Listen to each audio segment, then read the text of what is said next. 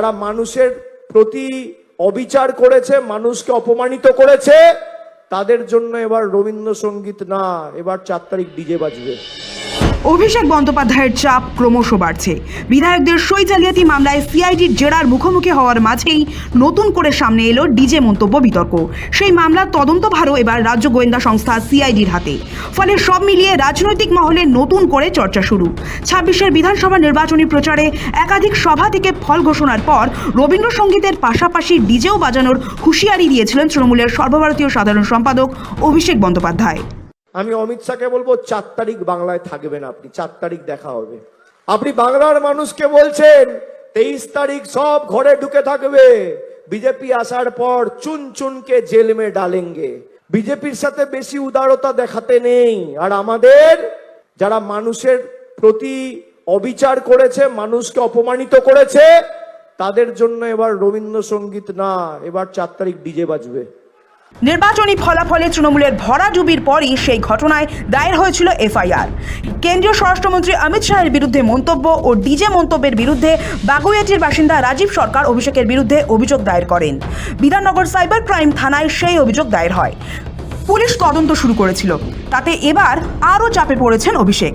বিধানসভার সই জালিয়াতি মামলার পাশাপাশি এবার এই মামলাও চলে গেল রাজ্য গোয়েন্দা সংস্থা সিআইডির হাতে। বৃহস্পতিবারই বিধায়কদের সই জালিয়াতি মামলায় হাইকোর্টের নির্দেশে সিআইডি তদন্তকারীদের জিজ্ঞাসাবাদের মুখোমুখি হন ডায়মন্ড হারবারের সাংসদ। সূত্র বলছে, পুলিশের তরফে মামলার সমস্ত তথ্য তুলে দেওয়া হয়েছে রাজ্য গোয়েন্দা শাখার তদন্তকারীদের হাতে।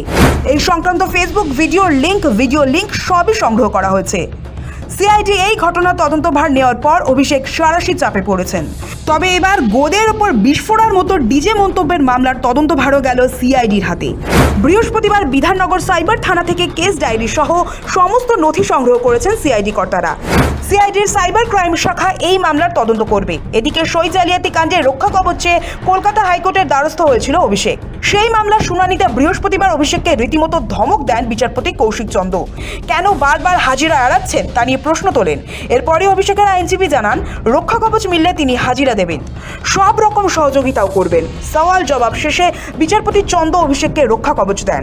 তবে সেই সঙ্গে তিনি নির্দেশ দেন, যেখানেই থাকুন না কেন বৃহস্পতিবার সন্ধ্যে 6টার মধ্যে সিআইডি দপ্তরে হাজিরা দিতে হবে।